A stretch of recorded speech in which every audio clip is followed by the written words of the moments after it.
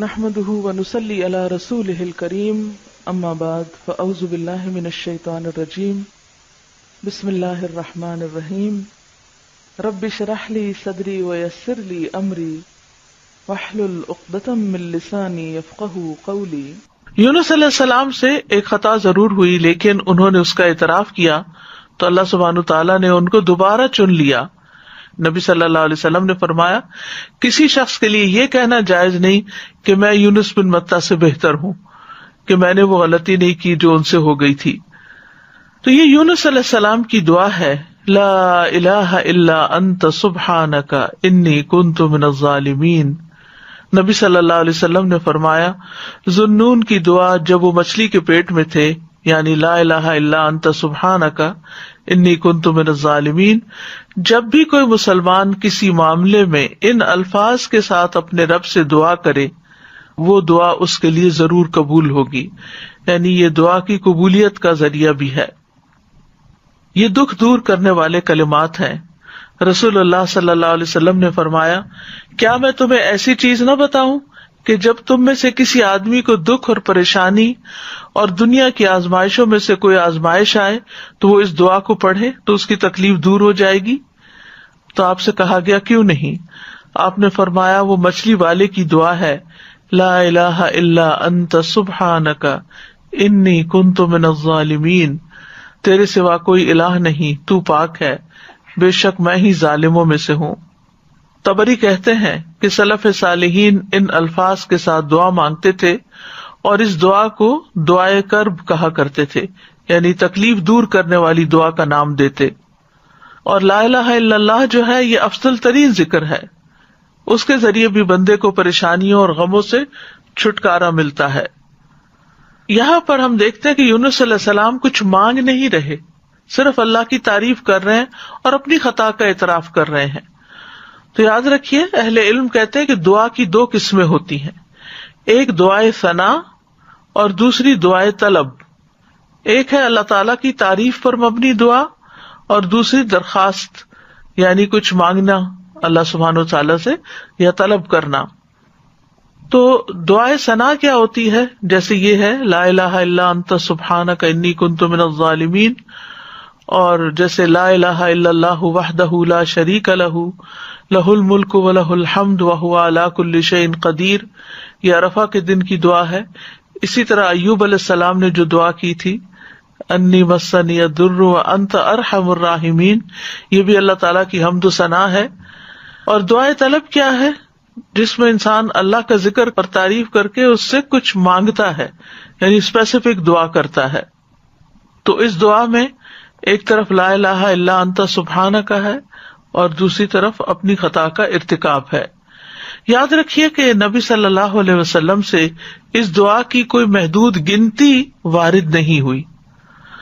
یونس علیہ السلام کے بارے میں بھی نہیں پتہ چلتا کہ انہوں نے کتنی دفعہ اس کو پڑھا، لیکن انہوں نے ایک دفعہ بھی جب اس کو پڑھا ہوگا پوری تڑپ کے ساتھ، پوری شدت کے ساتھ، تو اللہ سبحانہ تعالیٰ نے ان کی دعا قبول کر لی۔ تو اس لیے لازم اپنے اوپر نہ کیجیے کہ 1.25 لاکھ دفعہ ہی ضرور اس کو پڑھنا ہے یا 100 دفعہ ہی ضرور پڑھنا ہے۔ جتنی دفعہ چاہیں آپ پڑھیں، چاہے 1,00,000 دفعہ پڑھیں، چاہے 100 دفعہ پڑھیں، لیکن پابندی اس کی ضروری نہیں کہ اتنا پڑھیں گے تو دعا قبول ہوگی۔ اصل چیز ہے وہ جذبہ، وہ اخلاص، وہ شوق، وہ تڑپ جس کے ساتھ انسان دعا مانگتا ہے۔ تو اس دعا کے اوپر آپ غور کریں تو اس میں سب سے پہلے لا الہ الا اللہ ہے جو کمال توحید کا بیان ہے، اور دوسرا پھر سبحانہ کا ہے جو کمال پاکیزگی کا اظہار ہے کہ اللہ تعالیٰ ہر عیب اور برائی سے پاک ہے، اور تیسرے اپنی غلطیوں کا اعتراف ہے۔ یعنی یہ 3 ایسی بہترین چیزیں اکٹھی ہو گئی ہیں کہ جس کی وجہ سے دعا قبول ہوتی ہے۔ اور پھر اس میں ان چیزوں کو دراصل وسیلہ بنایا گیا ہے، اللہ کی توحید کا اقرار کر کے اس کو لا الہ الا اللہ کو وسیلہ بنایا گیا، تسبیح پڑھ کر وسیلہ بنایا گیا، انی کنت من الظالمین اپنی عبودیت کا اقرار کیا گیا اور اپنی غلطی کا اعتراف کیا گیا۔ تو یہ سب دراصل دعا کی قبولیت کے لیے ایک وسیلہ بن گیا۔ ابن قیم کہتے ہیں، جہاں تک مچھلی والے کی دعا کا تعلق ہے تو اس میں رب عز و جل کی کمال توحید، اس کی کمال پاکیزگی پائی جاتی ہے، اور اس میں بندے کا اپنے ظلم اور گناہ کا اقرار بھی ہے، اور یہ مصیبت، پریشانی اور غم کے علاجوں میں سب سے مؤثر علاج ہے، اور حاجتوں کو پورا کرنے کے لیے اللہ سبحانہ تعالیٰ تک پہنچنے کا سب سے مؤثر وسیلہ ہے۔ اور یہاں پر توحید کی اقسام کا بھی ایک طرح سے ذکر ہے اور اقرار بھی ہے۔ توحید کا اقرار جو ہے یہ دراصل انسان کو رب کے آگے جھکا دیتا ہے، اس سے اللہ تعالی کی عظمت کا احساس انسان کے دل میں آتا ہے، اور پھر تسبیح پڑھ کر انسان اللہ سبحانہ تعالیٰ کو انتہائی پاکیزہ قرار دیتا ہے جو کہ اس کے شایان شان ہے، اور اپنے اوپر غلطی کو لیتا ہے اور خود اپنے رب کی طرف رجوع کرتا ہے۔ اور اس میں ہم دیکھتے ہیں کہ بہت لطیف طریقے سے ظلم پر معافی کی درخواست ہے۔ انہوں نے اپنی ذات پر اپنے ظلم کا ذکر کیا، جو ظلم کی تیسری قسم ہے نا، یعنی ظلم اور انسان کا اپنا نفس۔ تو یاد رکھیے، اپنے گناہوں کا اعتراف کرنا حاجات پوری کرنے کا سب سے افضل دروازہ ہے۔ اللہ عظیم ہے، کریم ہے، اس کے آگے مسکین بن جائیں، اس کے آگے فقیر بن جائیں، اور ساری قوتوں کا مالک، قدرت کا مالک اسی کو سمجھیں، اور پھر اپنے رب کو تڑپ کر پکاریں، تو انشاءاللہ دعا قبول ہوگی، غم دور ہو جائیں گے، حاجات پوری ہو جائیں گی انشاءاللہ۔ یونس علیہ السلام سے ایک خطا ضرور ہوئی، لیکن انہوں نے اس کا اعتراف کیا تو اللہ سبحانہ تعالیٰ نے ان کو دوبارہ چن لیا۔ نبی صلی اللہ علیہ وسلم نے فرمایا، کسی شخص کے لیے یہ کہنا جائز نہیں کہ میں یونس بن متی سے بہتر ہوں، کہ میں نے وہ غلطی نہیں کی جو ان سے ہو گئی تھی۔ تو یہ یونس علیہ السلام کی دعا ہے، لا الہ الا انت سبحانک انی کنت من الظالمین۔ نبی صلی اللہ علیہ وسلم نے فرمایا، ذوالنون کی دعا جب وہ مچھلی کے پیٹ میں تھے، یعنی لا الہ الا انت سبحانک انی کنت من الظالمین، جب بھی کوئی مسلمان کسی معاملے میں ان الفاظ کے ساتھ اپنے رب سے دعا کرے، وہ دعا اس کے لیے ضرور قبول ہوگی، یعنی یہ دعا کی قبولیت کا ذریعہ بھی ہے۔ یہ دکھ دور کرنے والے کلمات ہیں۔ رسول اللہ صلی اللہ علیہ وسلم نے فرمایا، کیا میں تمہیں ایسی چیز نہ بتاؤں کہ جب تم میں سے کسی آدمی کو دکھ اور پریشانی اور دنیا کی آزمائشوں میں سے کوئی آزمائش آئے تو وہ اس دعا کو پڑھے تو اس کی تکلیف دور ہو جائے گی؟ تو آپ سے کہا گیا کیوں نہیں؟ آپ نے فرمایا، وہ مچھلی والے کی دعا ہے، لا الہ الا انت سبحانک انی کنت من الظالمین، تیرے سوا کوئی الہ نہیں، تو پاک ہے، بے شک میں ہی ظالموں میں سے ہوں۔ طبری کہتے ہیں کہ سلف صالحین ان الفاظ کے ساتھ دعا مانگتے تھے اور اس دعا کو دعائے کرب کہا کرتے تھے، یعنی تکلیف دور کرنے والی دعا کا نام دیتے۔ اور لا الہ الا اللہ جو ہے یہ افضل ترین ذکر ہے، اس کے ذریعے بھی بندے کو پریشانیوں اور غموں سے چھٹکارا ملتا ہے۔ یہاں پر ہم دیکھتے ہیں کہ یونس علیہ السلام کچھ مانگ نہیں رہے، صرف اللہ کی تعریف کر رہے ہیں اور اپنی خطا کا اعتراف کر رہے ہیں۔ تو یاد رکھیے، اہل علم کہتے ہیں کہ دعا کی دو قسمیں ہوتی ہیں، ایک دعائے ثنا اور دوسری دعائے طلب۔ ایک ہے اللہ تعالیٰ کی تعریف پر مبنی دعا اور دوسری درخواست، یعنی کچھ مانگنا اللہ سبحانہ وتعالیٰ سے یا طلب کرنا۔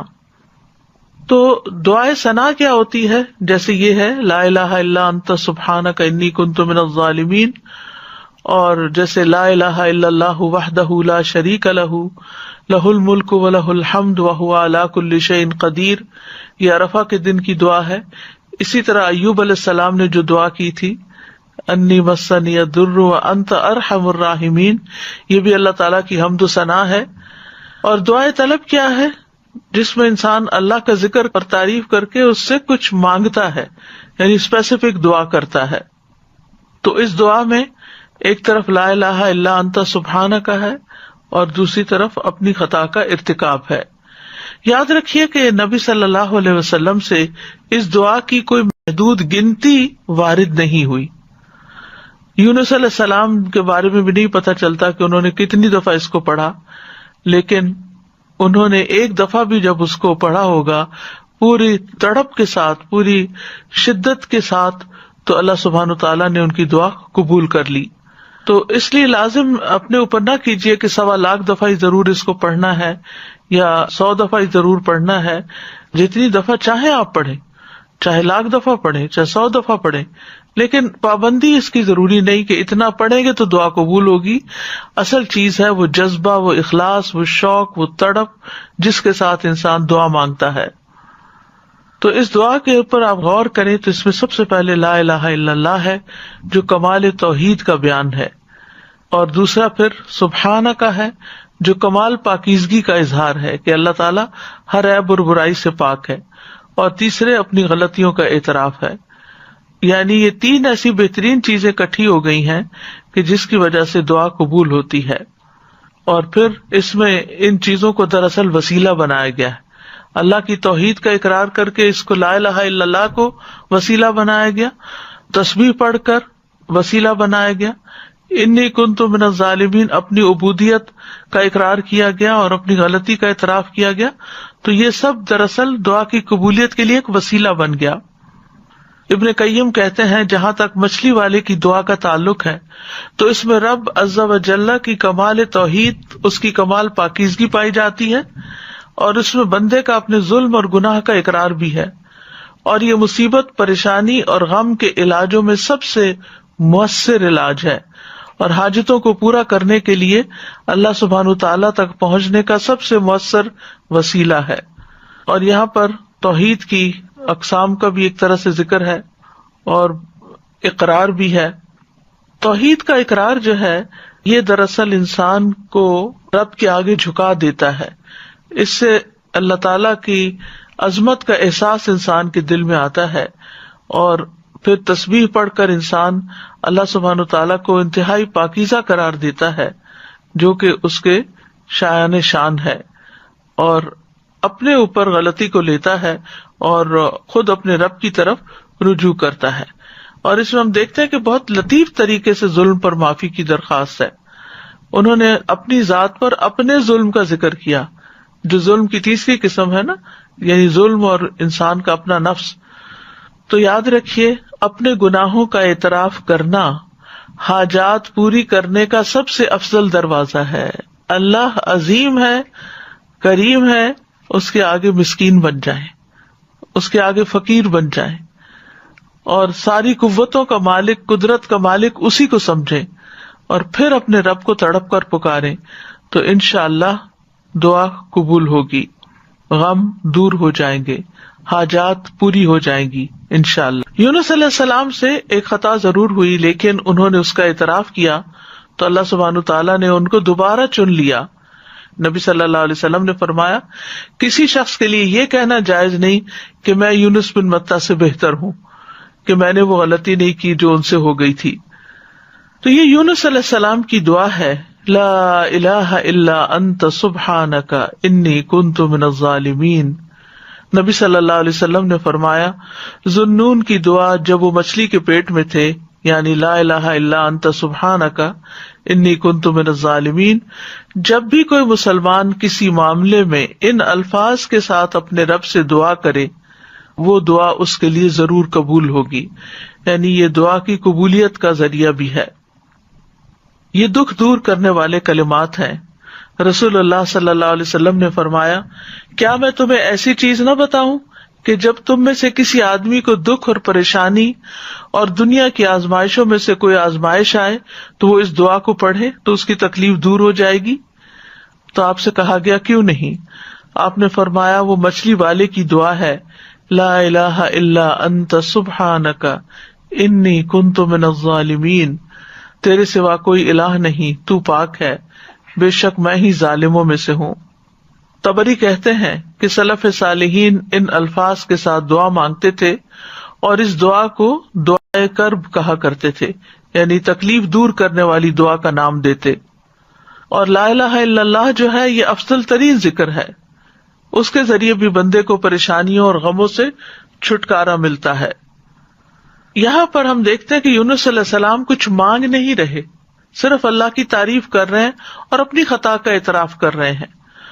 تو یاد رکھیے اہل علم کہتے ہیں کہ دعا کی 2 قسمیں ہوتی ہیں، ایک دعائے ثنا اور دوسری دعائے طلب.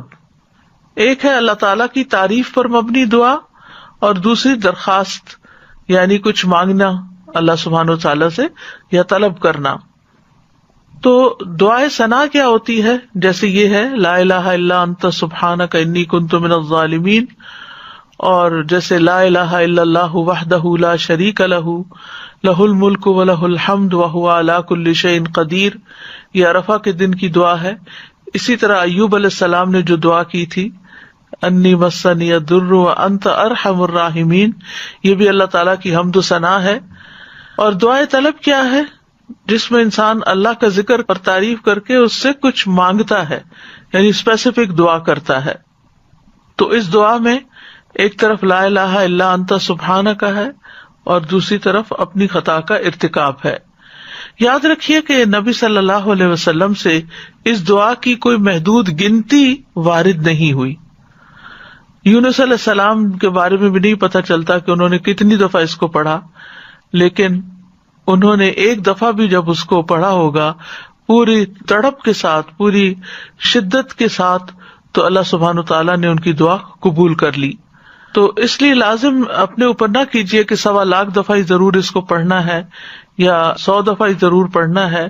جتنی دفعہ چاہیں آپ پڑھیں، چاہے 1,00,000 دفعہ پڑھیں، چاہے 100 دفعہ پڑھیں، لیکن پابندی اس کی ضروری نہیں کہ اتنا پڑھیں گے تو دعا قبول ہوگی. اصل چیز ہے وہ جذبہ، وہ اخلاص، وہ شوق، وہ تڑپ جس کے ساتھ انسان دعا مانگتا ہے. تو اس دعا کے اوپر آپ غور کریں تو اس میں سب سے پہلے لا الہ الا اللہ ہے جو کمال توحید کا بیان ہے، اور دوسرا پھر سبحانہ کا ہے جو کمال پاکیزگی کا اظہار ہے کہ اللہ تعالیٰ ہر عیب اور برائی سے پاک ہے، اور تیسرے اپنی غلطیوں کا اعتراف ہے. یعنی یہ 3 ایسی بہترین چیزیں اکٹھی ہو گئی ہیں کہ جس کی وجہ سے دعا قبول ہوتی ہے. اور پھر اس میں ان چیزوں کو دراصل وسیلہ بنایا گیا ہے. اللہ کی توحید کا اقرار کر کے اس کو لا الہ الا اللہ کو وسیلہ بنایا گیا، تسبیح پڑھ کر وسیلہ بنایا گیا، انی کنت من الظالمین اپنی عبودیت کا اقرار کیا گیا اور اپنی غلطی کا اعتراف کیا گیا. تو یہ سب دراصل دعا کی قبولیت کے لیے ایک وسیلہ بن گیا. ابن قیم کہتے ہیں جہاں تک مچھلی والے کی دعا کا تعلق ہے تو اس میں رب عز و جل کی کمال توحید، اس کی کمال پاکیزگی پائی جاتی ہے، اور اس میں بندے کا اپنے ظلم اور گناہ کا اقرار بھی ہے. اور یہ مصیبت، پریشانی اور غم کے علاجوں میں سب سے مؤثر علاج ہے، اور حاجتوں کو پورا کرنے کے لیے اللہ سبحانہ تعالیٰ تک پہنچنے کا سب سے مؤثر وسیلہ ہے. اور یہاں پر توحید کی اقسام کا بھی ایک طرح سے ذکر ہے اور اقرار بھی ہے. توحید کا اقرار جو ہے یہ دراصل انسان کو رب کے آگے جھکا دیتا ہے. اس سے اللہ تعالیٰ کی عظمت کا احساس انسان کے دل میں آتا ہے، اور پھر تسبیح پڑھ کر انسان اللہ سبحانہ تعالیٰ کو انتہائی پاکیزہ قرار دیتا ہے جو کہ اس کے شایان شان ہے، اور اپنے اوپر غلطی کو لیتا ہے اور خود اپنے رب کی طرف رجوع کرتا ہے. اور اس میں ہم دیکھتے ہیں کہ بہت لطیف طریقے سے ظلم پر معافی کی درخواست ہے. انہوں نے اپنی ذات پر اپنے ظلم کا ذکر کیا، جو ظلم کی تیسری قسم ہے نا، یعنی ظلم اور انسان کا اپنا نفس. تو یاد رکھیے اپنے گناہوں کا اعتراف کرنا حاجات پوری کرنے کا سب سے افضل دروازہ ہے. اللہ عظیم ہے، کریم ہے، اس کے آگے مسکین بن جائیں، اس کے آگے فقیر بن جائیں، اور ساری قوتوں کا مالک، قدرت کا مالک اسی کو سمجھیں، اور پھر اپنے رب کو تڑپ کر پکاریں، تو انشاءاللہ دعا قبول ہوگی، غم دور ہو جائیں گے، حاجات پوری ہو جائیں گی انشاءاللہ.